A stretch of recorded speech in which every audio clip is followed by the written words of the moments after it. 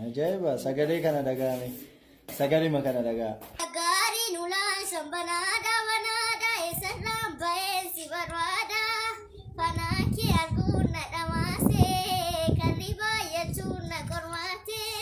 Bareedduu qalloo masa kuulaa kolfituun na tooyaara kuulaa. Milluu takkichaatiin na laalte budaa jaalalaatu na nyaate.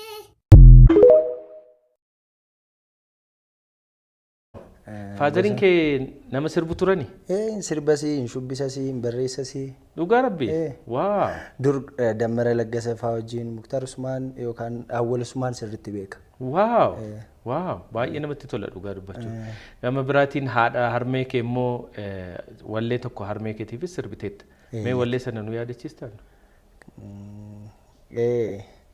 Masangama bajida garbuu malee hin facaasu. Hojii rabbii guddaadha waa malee nun dhamaasu. Ulfina kee barbaade kormii kan kee baroode kormii baroode. Haafin nufa obsee koo ulfina kee tulfoon koo ulfinni kee ulfoo koo jedha. Waa. Adeemsiin qophaa'een ta'ullee. Waa'een harmee kee haadha kee yeroo ka'u harmee keetiif bakka addaa akkati qabdu jaalala addaa tokko akkati qabdu maaltu hariiroo akkamii qabda haadha kee wajjin?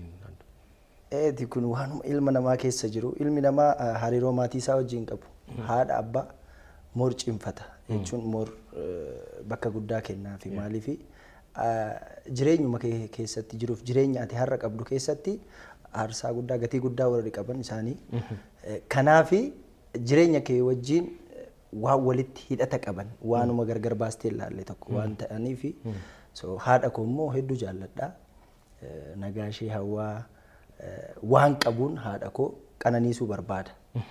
Bakka guddaa kaa'uu barbaada ulfina guddaa kennuu fi barbaada abbaan koo jiraachuu baatu osoo jiraate natti tola ture.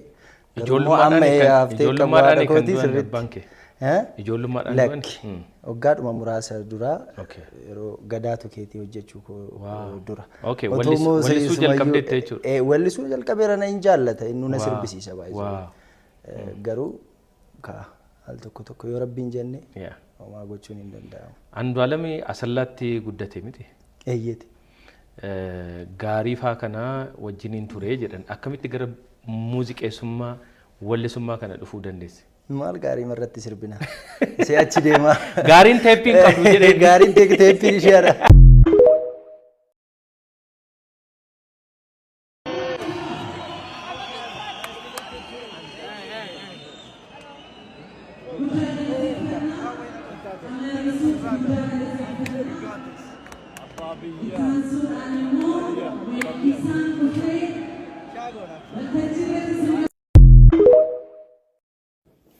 Ajaiba, sagalee kana dhaga'ame.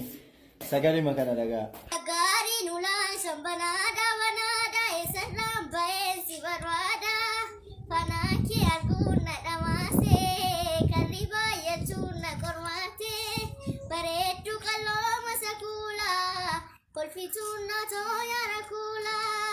Milluu takkichaatiin na laalte budaa jaalalaatu na nyaate.